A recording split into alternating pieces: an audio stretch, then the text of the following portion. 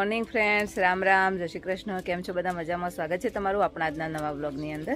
આજે રામનવમી છે અને ચૈત્રી નવરાત્રિ પણ સ્ટાર્ટ છે. તો આપણા ઘરે 9 છોકરીઓનો જમણવાર રાખ્યો છે. તેમને ભોજન કરાવી અને દક્ષિણા પણ આપશું. તો તૈયારી કરી રહ્યા છે રસોઈ બનાવવા માટેની. બેસી ગયો છે ચૂલો હળગાવા, નાવા માટે ગરમ પાણી કરે છે. Good morning બેટુ.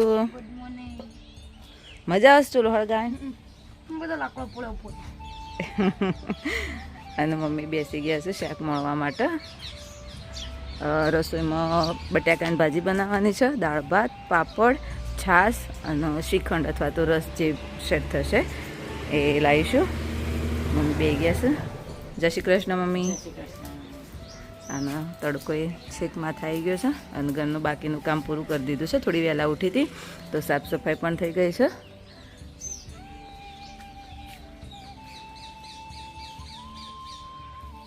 અને એકદમ શાંત વાતાવરણ છે. પક્ષીઓનો મધુર કલરવ પણ સંભળાઈ રહ્યો છે. ચૂલો હળગાવી દીધો છે. પાણી ગરમ થશે તે ઊંધી ઊમનો નાસ્તો થઈ જશે. નાસ્તામાં માટે ભાખરી છે અને ચા દૂધ છે. અને ઓમનો નાસ્તો કરો પછી આપણે જઈએ દાળ ભાત મૂકી દઈએ અને પાણી ગરમ થઈ જાય એટલે ચૂલા ઉપર જ શાક બનાવી દઈશું. શાક ચૂલા ઉપર બનશે એટલે મજા આવે ખાવાની. નહીં કહું ચૂલાનું શાક સારું નહીં ભાવતું ગેસ કરતા? આજ તો જવાનું છે સ્કૂલમાં, ગપ્પત નહીં ઠોકતા ને? કાલ તો એ બકાઈએ જ મને. શાંતિથી નાસ્તો કરી લેતા ને બેટા.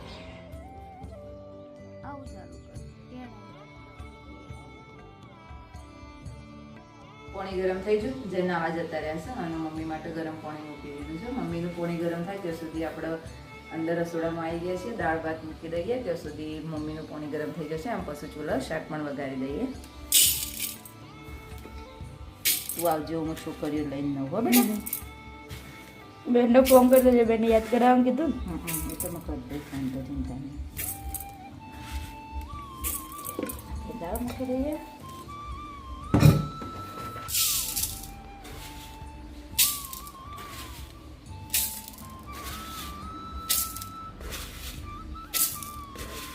બાલી પાણી મૂકી દીધું છે. બાલી થઈ ગયું? મમ્મી પૂછે થઈ ગયું હોય તો શાક લેતા વઘારવા. મમ્મી લેતી હે જા. શાક વઘારવા મૂકી રહ્યું.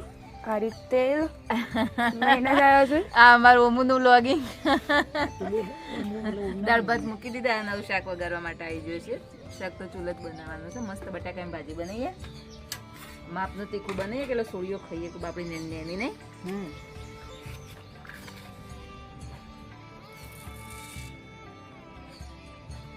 જીરું નાખો પણ ખૂબ જીરું નહીં ભાવતું બટાકો મને. તમે અતિશય નાખી દો ને નહીં ભાવતું. જીરાનું વઘારે સારું લાગે બટાકા શાકમાં. આપણે પમ કરીએ છીએ જીરાનું, એ બસ પેલું એવું લાગે. तो सबकी अपनी अपनी पसंद, सबका टेस्ट, सबकी पसंद अलग अलग नहीं हो. જો જઈને લહણ નહીં ભાવતું, આપણને લહણ સારું ભાવે. શું થયું ભાઈ? આંખમાં જતું વાળો આંખે જલી. અમે હું મારે છે ને, હું જે બાજુ બેહું ને એ બાજુ ધૂણો આવે. જલે ના આવડું બેઠી આ બાજુ બેહાય એમ હું જઉં છું આટલું શાક વગર. એટલું જ નોખો લહણ, ચિંતા ના કરો. તમને નહીં જાવ તો મને ખબર હે.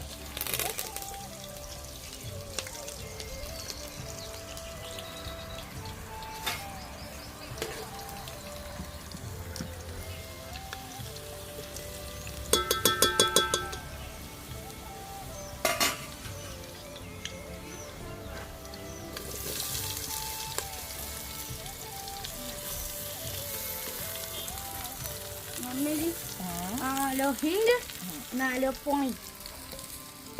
ઓકે જી.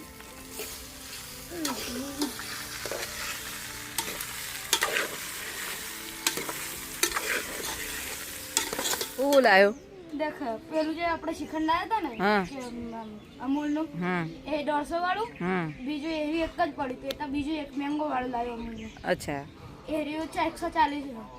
ખોવાનો કિલો રસ એટલે 2 કિલો લાવ્યો એટલે 200, 490 થયા. 10 રૂપિયા મારા એક્ઝેક્ટ વધ્યા. તે તારો જવાબ ચાર લીધો હતી 10 રૂપિયા. હા હા સાયકલ લાઈડ હું બધું મૂકી દઉં. લે પકડ ડબલ કોટ મારી.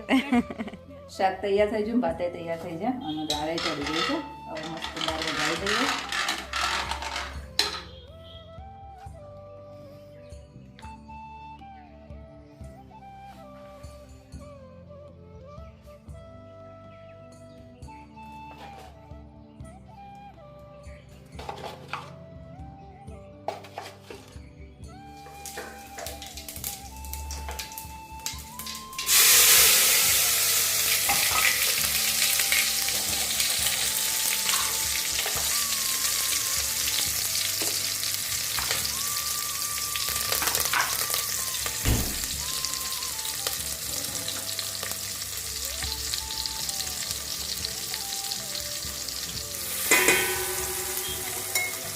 આવો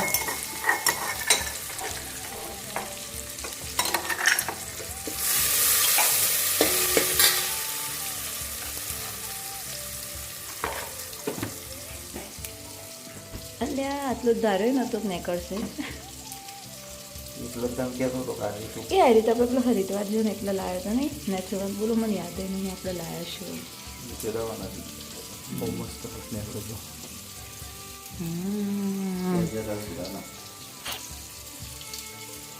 કમ્પ્લીટ.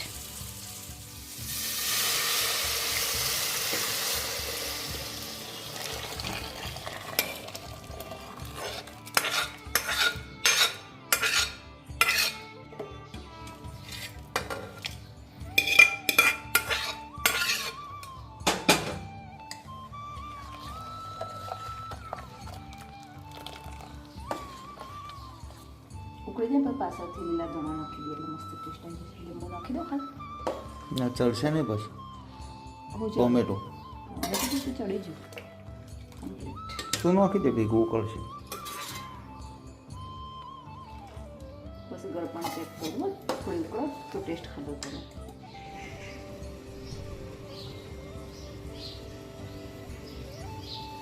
તૈયાર થઈ જાય. શાકે તૈયાર થઈ જશે મસ્ત બટાકાની ભાજી અને ભાતે તૈયાર થઈ જશે. હવે લાઈટ આવી છે તો છાશ બનાવાય મૂકવી છે મૂકી દઈએ. આવી જાઓ મમ્મી. હું લાયા બધું ઓહો એવું છે એટલે આ સારું કર્યું. તે આવા ડિઝાઇન વાળા નતા બધા રૂમાલ ના બકા એ રહ્યા નતા આ બધા જ હતા. મસ્ત મસ્ત લાવ્યા છો ચોલના રૂમાલ મેદિંગ કોન નેલ પોલિશો હા 1 2 3 4 નો પોત થઈ જાય. મસ્ત અલગ અલગ પેકિંગ કરી દઈએ. અલગ અલગ બધી કોથળીઓ લાવો થોડી આપો આપો હું કોથળીઓ આપો એટલે બધા પેક કરી દે તમે. હા જાય આ અમાર રસોઈયા શું ખબર ઉભા દો કે દાળ લાવું છું યાર. લાઈટ નથી કરવી લાગે હા હવે આવી જઈ દાળ બનાવવામાં તો પાછા માસ્ટર છે જે હો અમે તાણ મસ્ત દાળ બનાવીએ. તો હવે લોટ બધી પૂરી ઉકળી જાય ચોક્કસ હવે લોટ બધી પૂરી બનાવી બાકી છે તો પછી પૂરી બનાવી દઈએ.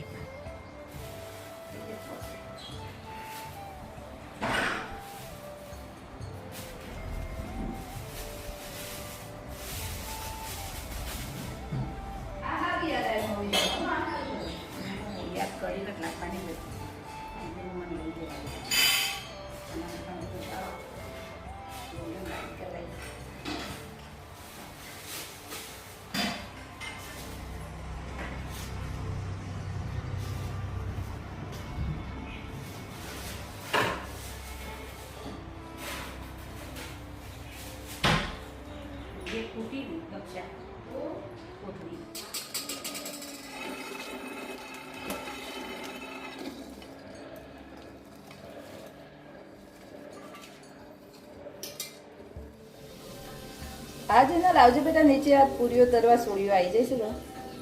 હા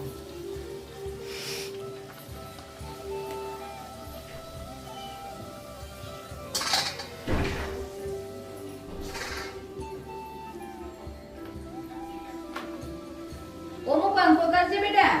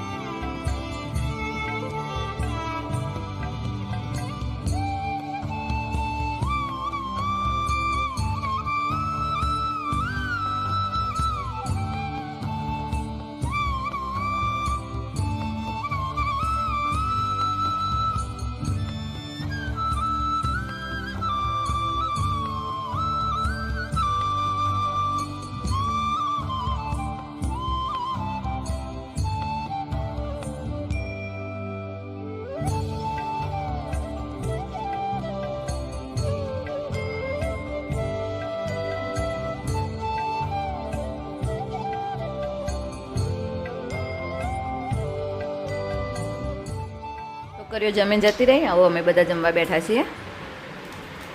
શાંતિથી જમી લઈએ. શું બન્યું છે ખાવાનું? શું બન્યું હું મસ્ત ને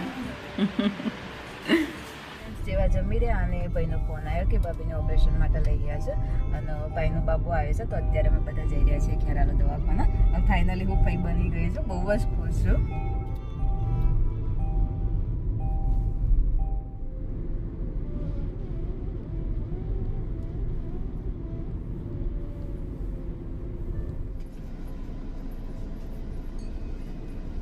પહોંચી ગયા છીએ અને બધા મહેમાન પણ આવી ગયા છે. અરે અમારા નવા મહેમાન આવો ગોગોલી શું લાગે કુદા જેવું લાગે હાલ તો કશી ખબર છે આવો છો ગોલી આવો ખોલી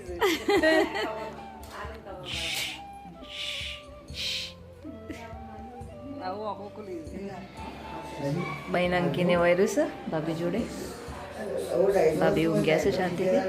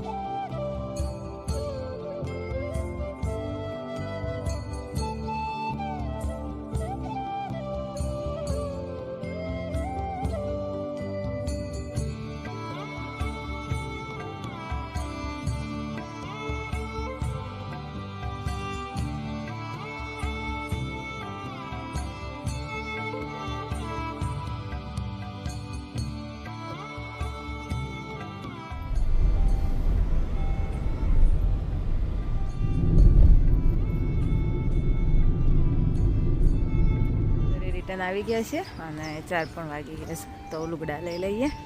અને મમ્મી થાકી જતા અહીં નાડો પડી ગયો. થાક લાગ્યો મમ્મી? ચા બનાવી દઉં તને 4 વાગી જશે તો એ બેઠો બેઠો લુગડો વાળી દે થોડું હા ખાઈને. હા નો ટાઈમ થઈ ગયો છે અને વાતાવરણ પણ એકદમ મસ્ત ઠંડુ ઠંડુ થઈ ગયું છે.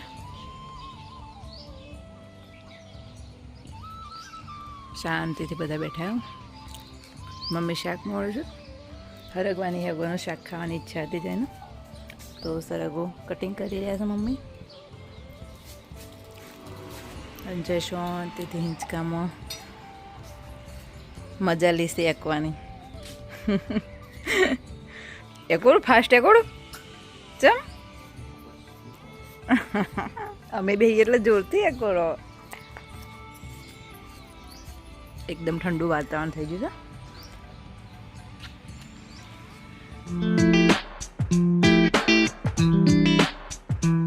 ટિપ્સમાં આપણે વાત કરવાના છીએ સેન્સિટિવ સ્કિન હોય તો કયું વેક્સ કરાવવું.